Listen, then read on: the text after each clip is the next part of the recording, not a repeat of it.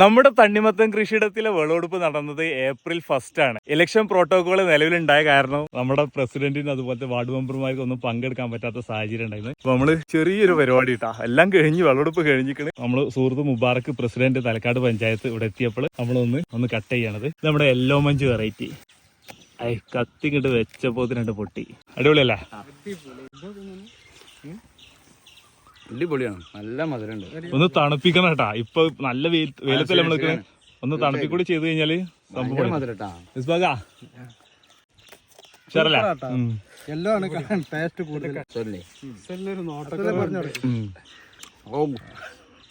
ഒരു രക്ഷയില്ല. പിന്നെ കൃഷിയൊക്കെ അത്യാവശ്യം സന്തോഷം. ഒരു യുവ കർഷകനാണ്, നമ്മളെ നാടിന്റെ അഭിമാനാണ്. എല്ലാരും ഇതൊരു പ്രചോദനമാക്കുക. ടേസ്റ്റുള്ള തണ്ണിമത്തന് ഇനി ഒരുപാട് കൃഷികൾ ചെയ്യാൻ സാധിക്കട്ടെ എന്ന് ആശംസിക്കാം. അന്ന് വരാൻ ഞങ്ങളില്ല, നമുക്ക് ഇലക്ഷനിൽ പെരുമാറ്റച്ചടം നടക്കുമ്പോൾ നമുക്ക് പങ്കെടുക്കാൻ പാടില്ല. നമുക്ക് പൂതി കഴിഞ്ഞിട്ടല്ല, നമുക്ക് വരാൻ പറ്റില്ല.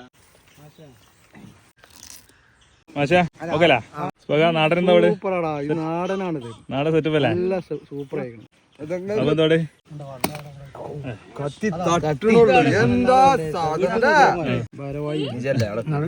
വന്നതിൽ വളരെ സന്തോഷം. അപ്പൊ നമുക്ക് എന്തെങ്കിലും ആനുകൂല്യങ്ങളൊക്കെ ഉണ്ടെന്നുണ്ടെങ്കിൽ ഒന്ന് തീർച്ചയായിട്ടും ഓക്കെ അല്ലേ?